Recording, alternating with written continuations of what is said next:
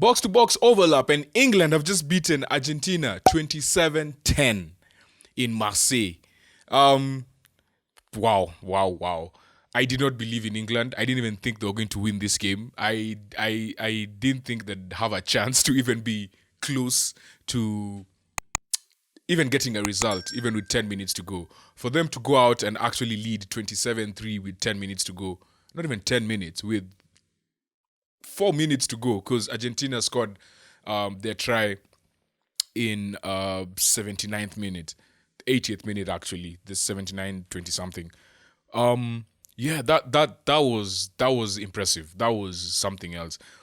Tom Curry head clash with Maja ended up being upgraded to a red card. One thing I'll say about this bunker system, where you give someone a card and then it's taken to review, and it's made the game a bit faster, right? It's decisions are being made a bit faster. This is just from the last few games I've watched that have happened in the World Cup. I've watched all of them, but yeah, the last few games. So yellow card early, then we go to the bunker for review and come up with a decision. It's being used in other leagues in the world. This is not something new, but it's just some people who watch like Super Rugby and stuff probably have not seen this before.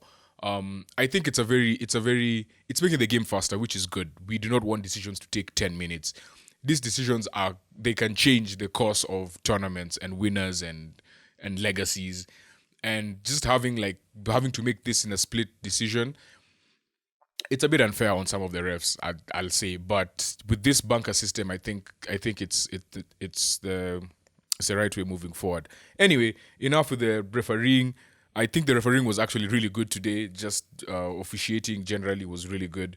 Communication with players was really good. Argentina, man. Argentina have really disappointed me today. Like, I had penciled this in as Argentina winning the group. Now, and this is what happens in the World Cup. Like, you could enter a World Cup feeling so low, losing games. It happened with Australia earlier. They win this game, and now all of a sudden they look like, they can beat anyone, despite being the youngest team in the World Cup. Same with England here. England were entering this tournament losing 5 out of 6 games. And, I mean, expectations were quite low. Argentina being favourites. I don't know. Now, Argentina have not proven to me that they can actually handle being favourites going into big games like this. Like the New Zealand games that they beat the All Blacks, they were coming in as underdogs, and they cherish such rules. But coming in as favourites, I don't know. I don't think this is something that works for them. And now England, just one win, and it's like, it's changed. It's completely changed. Like, the outlook is different. Now it's like England are going for the semi-finals. Today, there are a few heroes in this English team that I just have to shout out. There's the obvious one, George Ford. But the thing about George Ford that I want to point out is, I mean, obviously he scored the 27 points, right? And the 3 drop goals in the first half. He actually had the most run meters in the game. In the whole game. This is England and Argentina. He had the most run meters, 78 meters. Which, again, after going down to 14 men quite early, for your fly half to step up and be the person, carry the ball forward, kick the points, solid on defense. Like, he not only earned this much from the points he scored, but how he led the team, right? You'd expect Owen Farrell to do these things. And with Owen Farrell down, suspended, and then Tom Curry getting the red card, George Ford was not. I mean, I expected him to step up, but I thought people like Courtney Laws, Maro Itoje would come in and take the reins before he did, and he was like, "Nah, I'm taking control of this game." Him and Mitchell actually were really impressive. Mitchell is a very underrated weapon at 9. Like, the way he snipes, the way he looks for gaps, and when they're down to 14 men, that's what you need. That's the extra bit of energy that you need to just move the Argentina defense around. Like, Mitchell and George Ford, they were like, we're not messing around. Alex Mitchell was like, we're not messing around in our own half. And when it came time to kick, they kicked. If you look at the stats, England actually had 42 kicks off from hand, Argentina had 21. But something that really disappointed me again is 15-man Argentina actually had less meters carried, 241 to 251 for the English. Like, you had less meters carried and you are one man up for majority of the game, like over 60 minutes, 65, or probably 70, right? 70. Man, like this can be the way going forward for Argentina. Penalties conceded, dumb penalties. On top of penalties, they're conceding dumb free kicks, right? Off line outs, like not setting up early. There was this thing that they kept doing. Every time there was a line out, they'd have four people, and then just before the line out, they switch. They get someone from, and like as a ref tells you, you set your line out. Once you're four there, that's your four. So they'd switch. They'd remove one person, take him out, and one person comes in, and they go for the line out. Which ideally, it's not really illegal, right? But no, it's not really legal.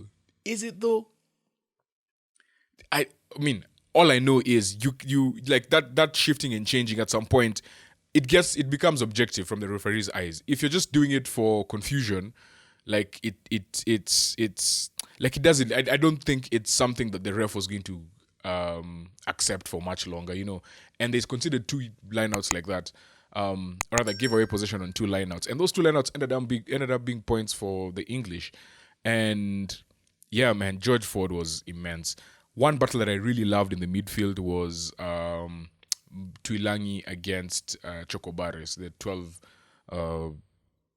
12s were going at each other. Yeah, as a fellow center, that is something that I just loved. I think Tuilagi just took he was like, nah, I'm here. Like, you need to know that I'm here. And at first, he was just a lot of ball carrying. He was really good on defense as well. He talked a lot, setting up the line after racks and stuff like that. And I just believe that he actually showed a lot more leadership than he gets credit for. That's something that I saw in this game particularly. And obviously the captain, Courtney Laws, was immense. Like, first half, when they went down to 10 men, and you expected Argentina to come up with the pressure. He was getting turnovers. His tackling was insane. I think him and Ben Al as well. Ben Al was yeah.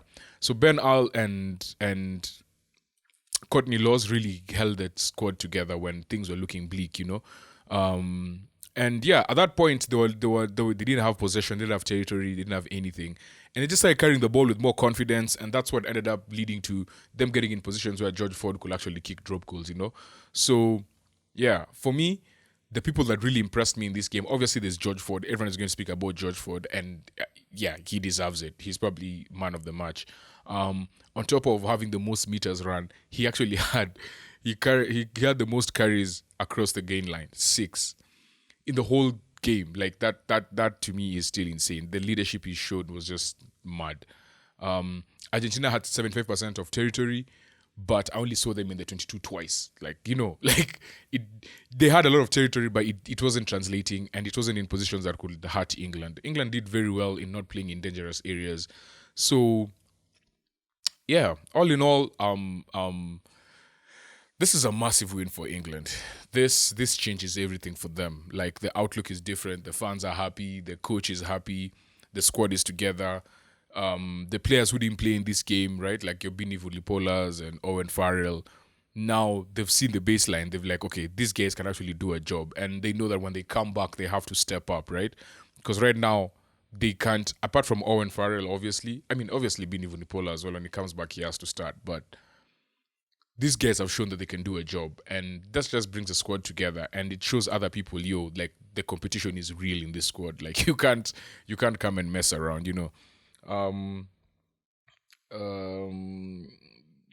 Yeah, the only thing I'll say is, man, Argentina, you can't concede 13 penalties to 7. 13 penalties to 7 against a team that's 14, for 70 minutes.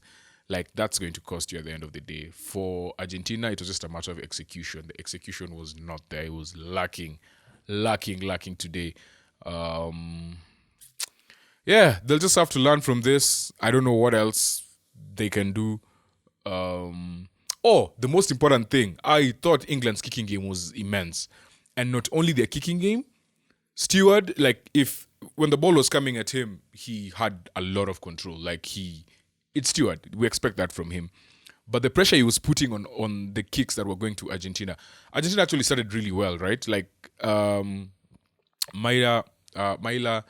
the clash with Tom Curry actually came off of a kick. Boffelli, who did well coming off of a kick.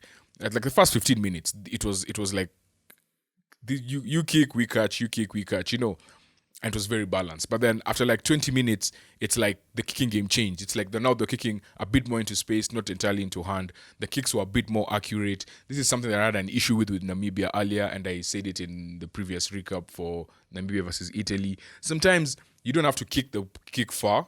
You just needed to be accurate and be in the air for just a bit longer, for your own people to catch up. So I think England's kicking game was actually something they've perfected, man. And George Ford and Stewart is a crazy combination in terms of the kicks and the chase, right? Elliot Daly was okay. He wasn't too bad. I feel like he had a chance to finish this game early with his penalty, but it was a 60-meter penalty. We won't really fault him. Yeah, I think in that England back three, probably he's the only one who is at risk of being dropped. But he's solid. He provides cover. He provides experience. At this moment, I don't think there's any reason to switch this squad. This team for the next game, it has shown you that they can actually play. Yeah. And with that being said, Steve Borthwick is going to be a happy man. Michael Checker is not going to sleep tonight. I don't know. I feel a certain type of way about Michael Checker ever since that Australia World Cup where he just really messed up in the semi-finals, man. Like, I still remember Catley Bill looking at him and it's like, dude, what were you doing? Like, what tactics are these? Anyway, yeah, that's water under the bridge. Yeah, before I go, I think you just have to stick with that picture of Joe Mala just shouting and celebrating when George Ford kicked, I think, the 18th point to more or less give England that buffer and make it a 2-score lead, So Argentina had to score twice with 20 minutes to go, and it just looked like they were not going to do it. So yeah, kudos to England. This was an impressive win. Argentina, get back to the drawing board. You actually need to win. You can win this group, but you need to actually win all the rest of your games and go into the quarters on a high. With that being said, it's box-to-box overlap. Tomorrow, game day 3 of the Rugby World Cup.